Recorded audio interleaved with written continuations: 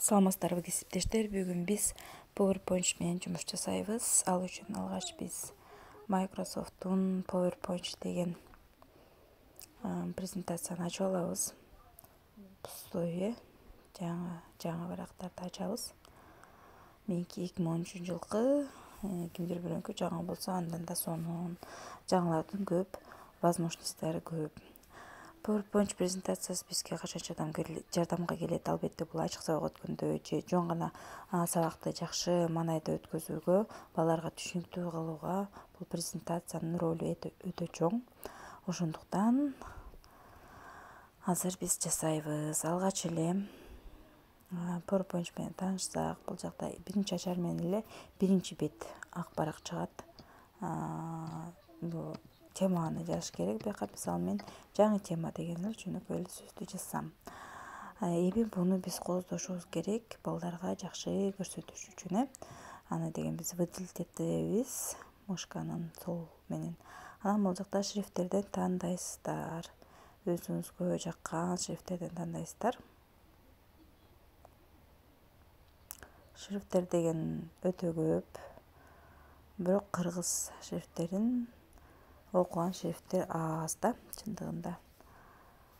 Мен бул жактан азыр издеп, өзүмө жакканын тандап алам. Карасаңыздар, чындыгында шрифттер көп. Анын ичинен мен өзүм дагы загрузка кылган шрифттердин бири бул ушу шрифт мага абдан жагат. Курстарда кол шрифт белекке берилет, ушу жана мындан башка дагы.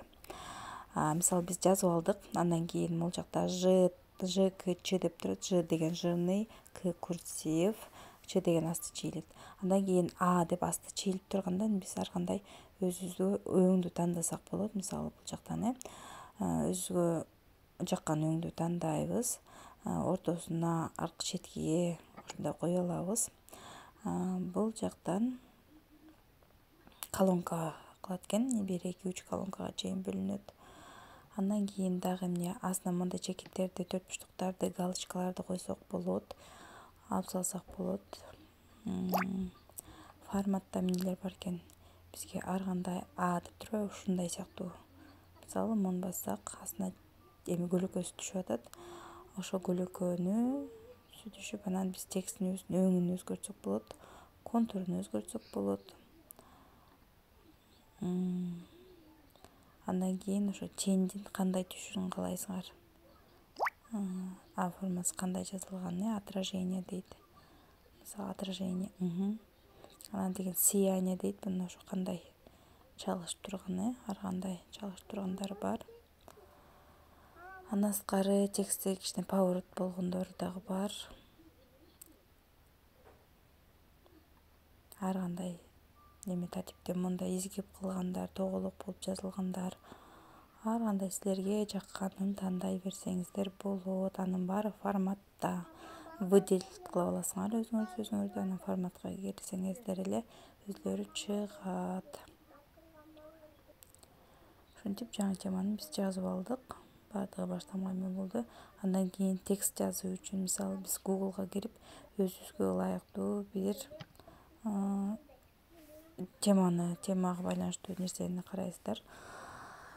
Өзүңүздөр жазсаңыздар болот, же эгерде ал интернет бар болсо, интернеттен даяр коюп койгондо жеңилирээк болот. Мисалы Айтматов жөнүндө, Айтматов деп эле мен жаза койдум. Ошо Айтматов боюнча бир Google'дан издедим, Википедиядан мен копировать этип коем.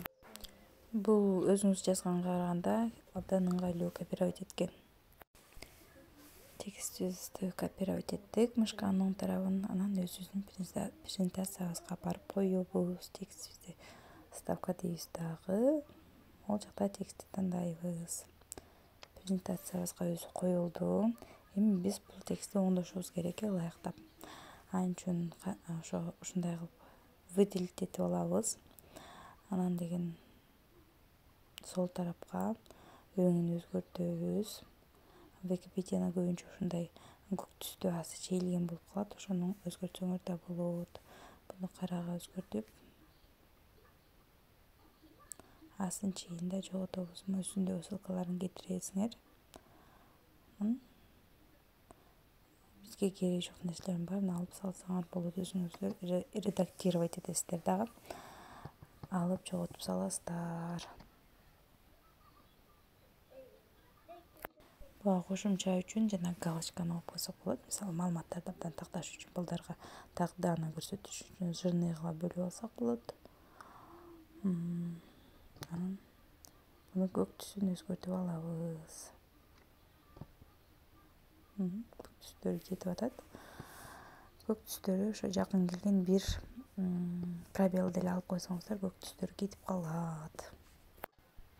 Мына ушу менен биздин көк түсүбүз кетти. Керекти жок маалыматтардын баарын алып салдык. Эми биз бул жактан өзүбүзгө каалаган өңдү тандап алсаңыздар болот. Же болбосо ошондой калтырсаңыздар да болот. Ошентип биз жаңы тема дегенде кол шрифт менен жазып алдык. Андан кийин текстти